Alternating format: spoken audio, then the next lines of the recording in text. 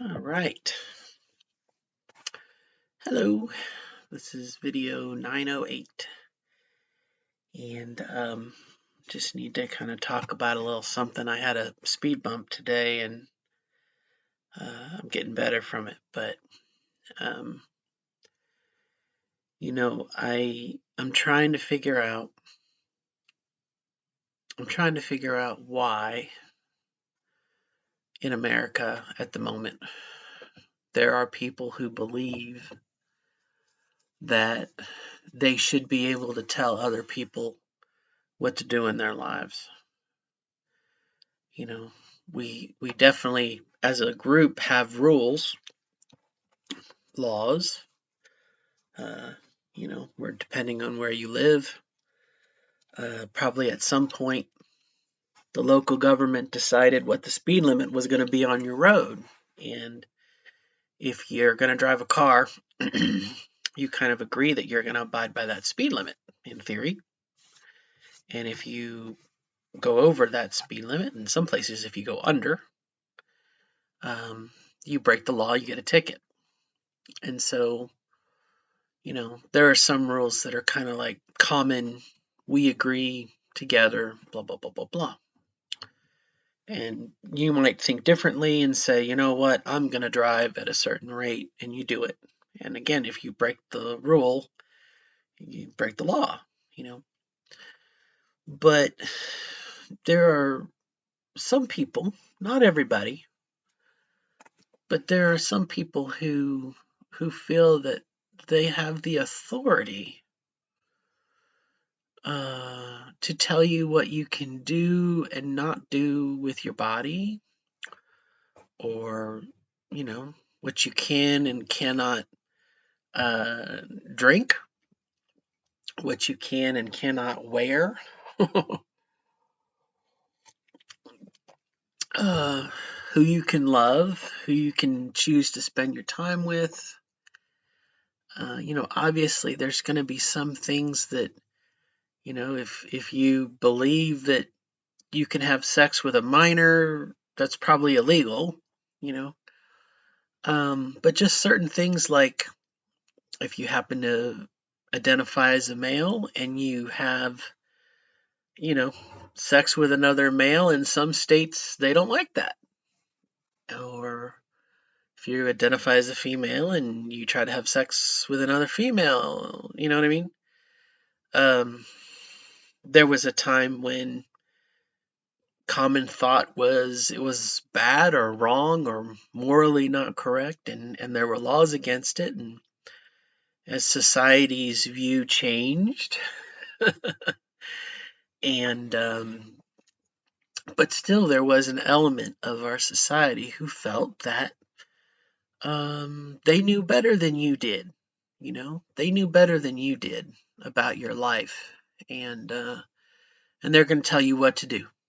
They're going to tell you what to do. And so I'm trying to understand why or how that these same individuals, um, they have a feeling that they can tell you what you can and cannot do as a transgender person. And this is where this comes into play on the channel here, because one trans at middle age. Okay. So I'm trying to understand why people feel like their input, you know. If you were to say in a room full of people, I like vanilla creamer. I'm going to put vanilla creamer in my coffee. Um, someone else might say, good for you. Or, hey, you might want to try hazelnut, you know. But if you're in a group of people and one of them says, that's immoral to put vanilla coffee creamer in your coffee, we're going to pass a law. No one can put vanilla creamer in their coffee. Harumph, harumph, harumph. It's a degree of absurdity. It's a degree of ludicrousness that you're like, wait a minute. What difference does it make to you if I put vanilla creamer in my coffee? By whose authority do you think you can tell me what kind of coffee creamer to have in my coffee? But somehow, some way, these some of these people think they can. They can tell you what to do. They can tell you. I mean, much like the coffee creamer, they're not going to drink your coffee, and they don't know what kind of coffee you have, but they want to regulate what you put in your coffee that you're going to drink. Okay, and so I'm trying to understand why there are some things that, as a society, we have said, we're going to let people self-regulate. I'm going to let you, I may not like pineapple on my pizza, but if you want to put it on your pizza and eat your pizza, it's your pizza. I'm not going to tell you what to do. Like I said, there are some things that are so intrinsically, it's your body, it's your life, it's your choice. It affects you and you only, right? Because you're going to eat the pineapple on your pizza. So why is it that some people feel that they know better than you or me to try and tell us what we're going to put on our pizza? Like it's almost like a parent and a child. I'll tell you a story that's true. When I was younger, I loved ketchup. I still love ketchup. Okay, this is a true story, by the way. I love ketchup. I love ketchup. I put ketchup on my ketchup. Okay, and we were out at a Morrison's cafeteria. It might have been Piccadilly. I don't remember. And I wanted to put ketchup on my Jello. It was lime Jello, and I wanted to put ketchup on it. I asked, "May I please have the ketchup?" And my dad, "No, you don't put ketchup on Jello. That's disgusting." Blah blah blah blah blah blah blah blah. Okay. And to the point that I think I didn't like it. I threw a fit. This was me when I was really really young and toddler. I had an explosive reaction. Stubborn little person that I was, little bastion that I was. And I think I got disciplined. I got spanked or something for it. That's why I remember it. But again, why not let the child who loves ketchup put ketchup on their Jello? It might be the greatest thing in the world to them because their tastes are different than your tastes. Okay? And so in that same, I know better than you, I'm going to tell you what to do.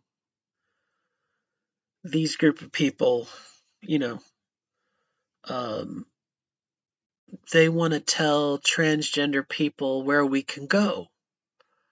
They want to tell transgender people where we're allowed and where we're not allowed.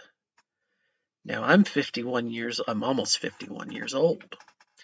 I transitioned about 7 years ago. I've had GCS, okay? Um, Not to mention the fact that I'm an adult. But I know what's best for me. And in the case of a transgender child, a transgender, non-binary, transgender girl, transgender boy, we know as part of the process of dealing with a mental health counselor, a medical doctor, probably another counselor of some type for family therapy, for a mom and a dad, or a mom and a mom and a dad, or whomever, okay? There is a team of people that are working together with that child. Okay. What is it about this group over here? What is it about this person over here who knows nothing about these people?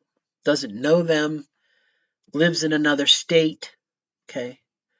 Who says, I don't like that. I don't like that at all. I know better than you do. And lobbies for some sort of anti-transgender law or bill. What is it about our society that lets this person, I didn't want to say person, but that lets this person dictate what happens over here? Okay. Again, no child opens up a box and says, "You know what? I'm transgender. I'm going to change my gender." Okay. Um, it doesn't work that way. Okay. Now, obviously, the story that's being told to said individual over here is very different, probably. But what is it about our society that we even entertain this person's opinion about these people over here? Now, obviously, in this scenario, we have two adults, mom and a dad, dad and dad, two parents, one parent, no, there's authority figure, okay, who is um, guiding, supervising authority figure on this side, parents, whatever, family, and the child, okay. In any other matter, you know, the child wants to do karate, okay. Well, they have to get permission, right? And the parents talk about it or whatever. And maybe if the child has some sort of health issue, asthma, whatever, involves a doctor. Yes, I think Katie can play. I think Katie can do taekwondo, judo. Let's do it judo. It's simpler. Or kempo karate. Okay. What is it about that that is okay? And if this person said, I don't think I don't think Katie should do kempo karate. That's not right. What is it about our society that lets this person over here dictate these people over here? Okay. What is it about this situation that lets someone over here dictate a group of people over here? I mean, it's insane if you think about it. Uh, it's totally dogmatic and insane and crazy. And what happens when you get multiple people over here, okay, uh, and they're in public office or something, and they're very vocal about, uh, Katie not doing karate because they don't like karate? We would still say you have no business. You know, your opinion does not matter. The child is doing what the child wants to do. The parents have agreed to it. It's their child. Okay. What is the difference between that? Okay. And gender affirming care. Okay. Again, knowing that for the child, uh, depending on the age and the stage, that may just mean calling the child by the name they want to be called.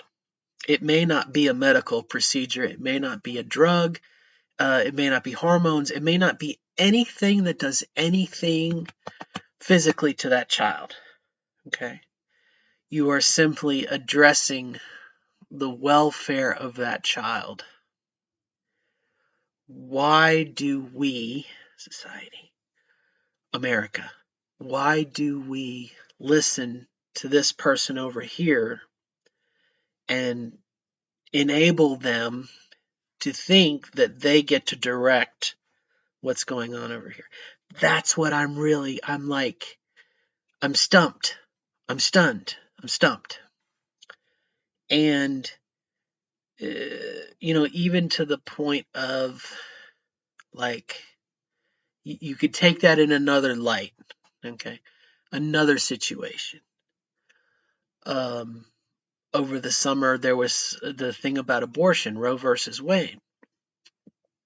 Same group of people, same person over here who says to women over here, I know better than you do.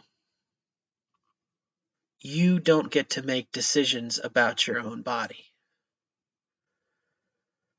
Why do we let that happen? Why is it even a thing? Okay. Now, obviously, I'm biased. I'm trans woman, transgender woman.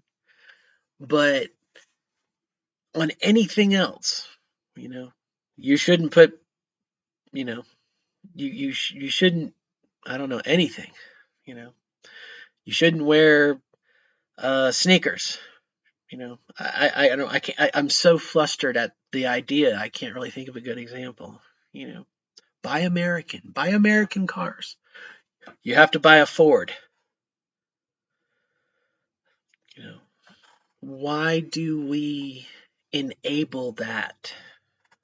Obviously there's a history there of generations of people who've been allowed to dictate the behavior over here that does not impact them. I mean, there's no, you know what I mean? Like, I could almost kind of see, like, again, back to the pizza thing, if we could only get one pizza and this person doesn't like uh, pepperoni on their pizza and everyone else over here kind of does, that I kind of see there needs to be a negotiation because there can only be one pizza.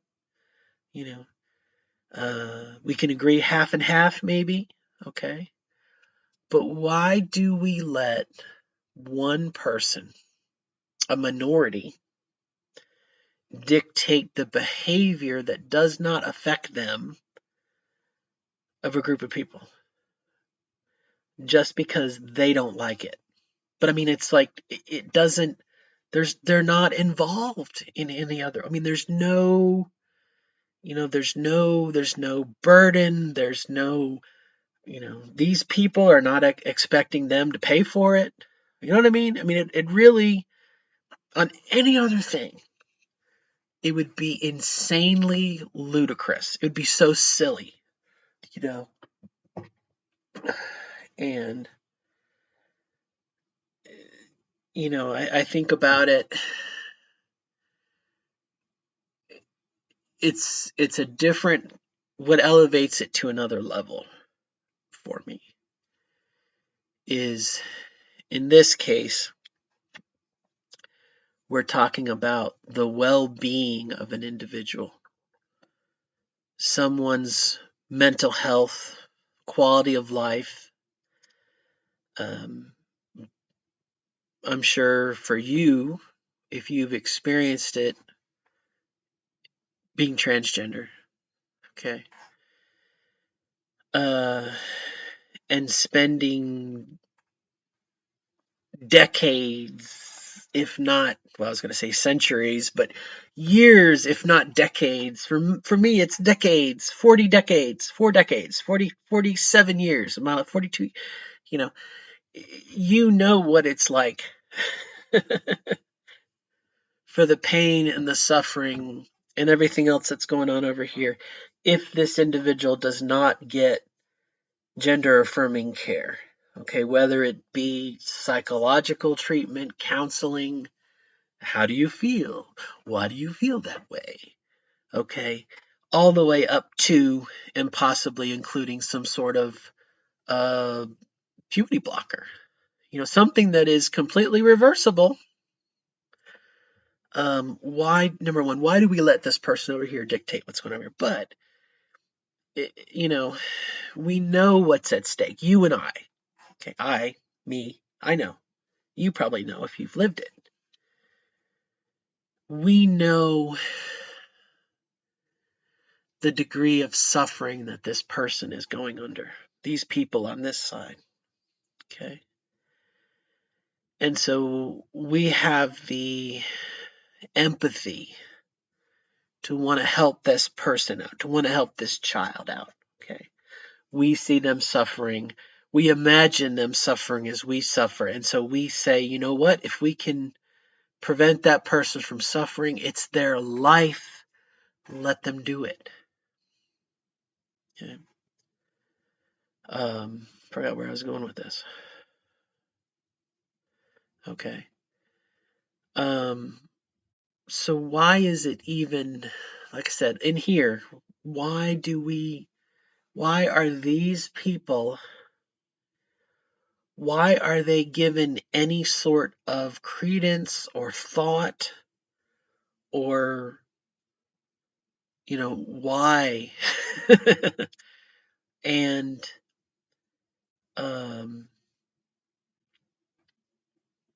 I don't understand it, and I guess because of where I'm at and what I've experienced.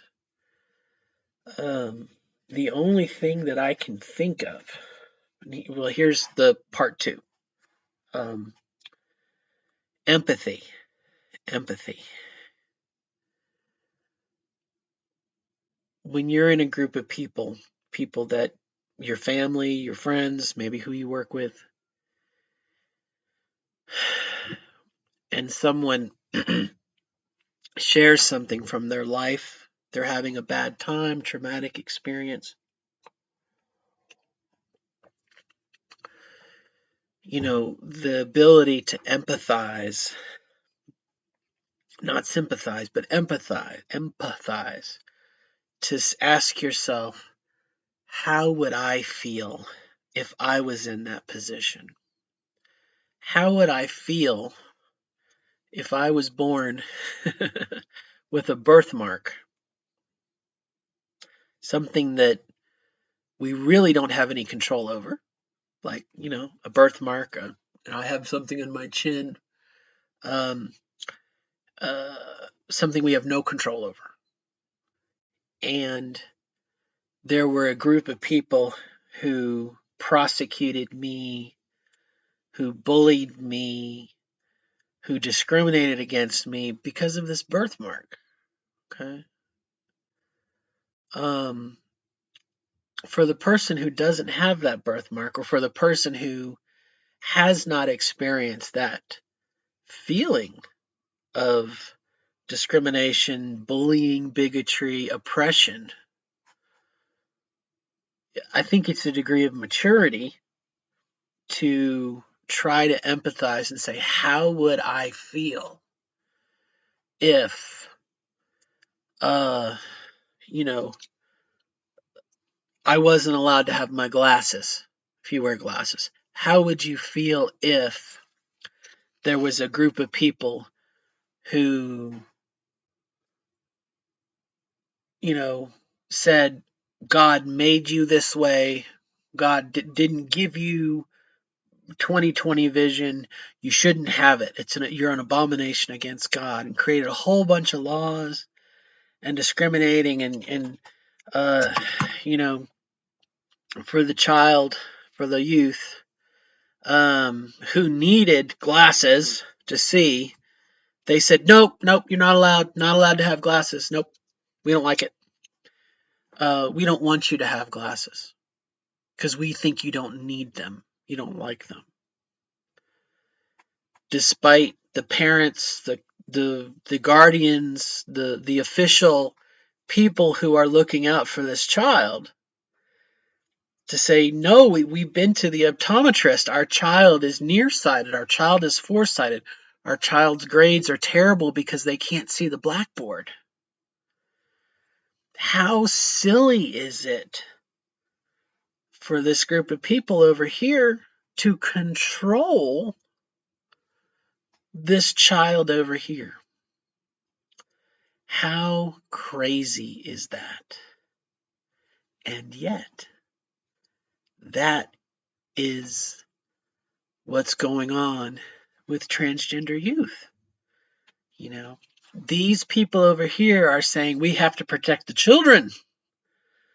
You know, well, if it was visual impairment, you would give the child glasses. If the child was born without kidneys and they needed dialysis, you would help the child get the dialysis so they could live. You see what I'm saying? So why is it in this instance, because they don't like it, they get to dictate what's going on over here? And that, I'm just trying to wrap my head around it, how adults, adults,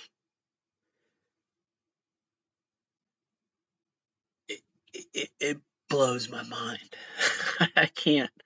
And again, I'm biased. I'm transgender. Um, you know, I want everybody to be happy. You know what I mean? I want everybody to have success.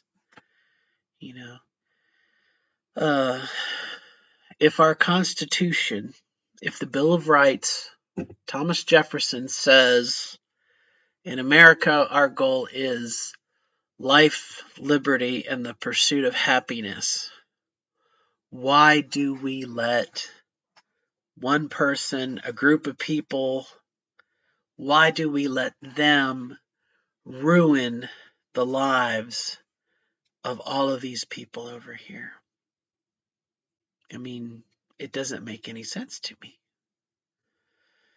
And luckily, it doesn't seem like it at times. Luckily, society, the people in the middle, okay, um, the popular opinion is going towards here, is going towards inclusion and diversity, is going towards addressing these needs. Now, there's still going to be people over here trying to tell you what to do and whatnot, but, uh, you know, yes, they've got a lot of money, they've got a lot of loud bullhorns, but their base is diminishing. You know, for a long time they had Christianity. They used Christianity as a device to control other people, and now you have Christian churches that are embracing the LGBT community. And so again, in time, this is going to get bigger and bigger and bigger, and this is going to have less significance. You know what I mean? But again, where we're at today, you know, uh, it hit me for a bump. I can't really go into details of it, but um, you know, I'm just trying to grasp why we let these people over here, why do they get to say, I know better than you do? You know what I mean? Um, one obvious answer is because it's convenient and it serves their purposes, I guess. I'll flip it on its head. I don't like guns. Okay, I'm not a gun fan. Um, I'd like to see guns done away with. Okay. Um, so if I was to say anything about we shouldn't have guns, this person over here is going to say, you can't tell me what to do. You can't take away my constitutional right to have a gun. Okay. And I say, well, but you might be responsible, but there's other people, and people are killed every week. It seems like.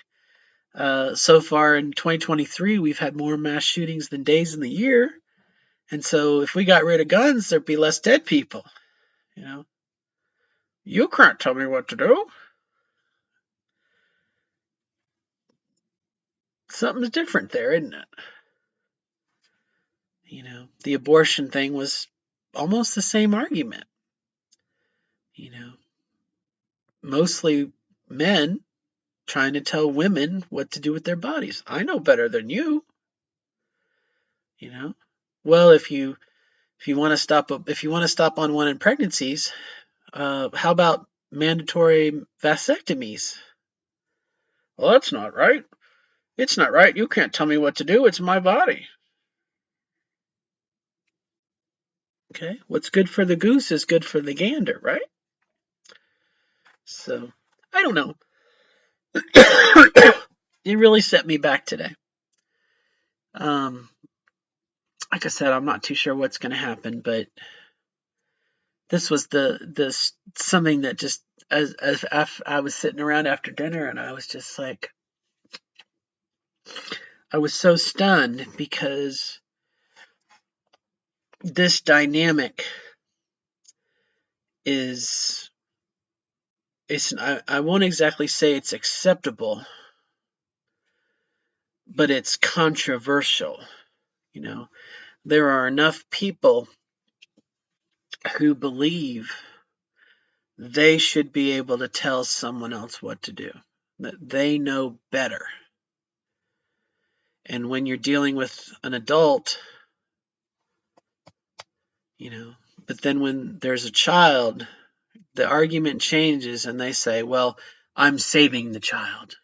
I'm doing what's right for the child. But in any other issue, well, are you going to pay for my child's tuition? Well, no. Are you going to pay to feed my child? Well, no. Are you going to pay to clothe my child? Are you going to pay for their college? Well, no. So, as long as it doesn't cost you anything and you don't have to pay for it, you're going to try and tell my child what they can and cannot do. You know what I'm saying? It's wrong on so many levels and doesn't make any sense on so many levels. And yet, we're even willing to sit down at a table and entertain these people. Like, we allow them to have that point of view, and you know what I mean? Like, it just at what point does that become so backwards? Like the people who say the earth is flat. At what point will we reach that point? Where someone will say, well, I'm looking out for the child, and immediately everyone in the room is like, well, that's the parent's job. That's not your job. When will we reach that point? And of course, if you are transgender or not, or you empathize, or you're an ally, then you know that this whole I'm looking out for the children is really just an attack on transgender people of all ages. There are these people who are trying to affect us old people, us old 50, us old gray haired people. You know what I mean? Again, it's a control. I know more than you do. I'm going to tell you what to do. You can't have pepperoni on your pizza because I don't like it. You can't wear glasses because I don't like it. It's ludicrous. I mean, it's insanity. When will it stop? Who knows? But I just felt like I needed to talk about it because it's if you keep it to yourself, it eats at you, and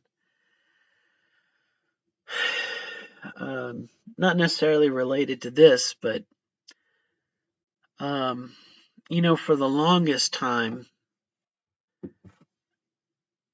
and I can only speak of this from transgender a transgender woman point of view, mine, but I was told by the community, this transgender community, that my value was only in my ability to pass. Okay? And be quiet and be stealth. And I think we've come to the point now where if we continue to be that way, it's going to allow these other people to control and dominate us one way or the other. We need to stand up wherever we are and fly our transgender flag, wear our transgender t-shirts, okay? Our bands, our buttons. We need to say, I am here, you know, which is something else. It's probably an issue for another time. You know, these people like to talk about us without including us. And that also needs to stop. You cannot have a discussion about transgender rights if you don't include transgender people in the discussion. Okay. Granted, everyone's going to have their opinion and whatnot, but when I see city councils or school boards or whatever, and they're going to talk about, well, what are we going to do about these transgender people? If there's not a transgender person on that board or in that meeting being included, should not count. I mean, should not count if it's against somebody. But that's probably an issue for another time. So, but that's my thing. Like I said, food for thought. If you haven't thought about it, why do we let these people tell us what to do? When under any other circumstance, it would be insane. Food for thought. All right, till next time.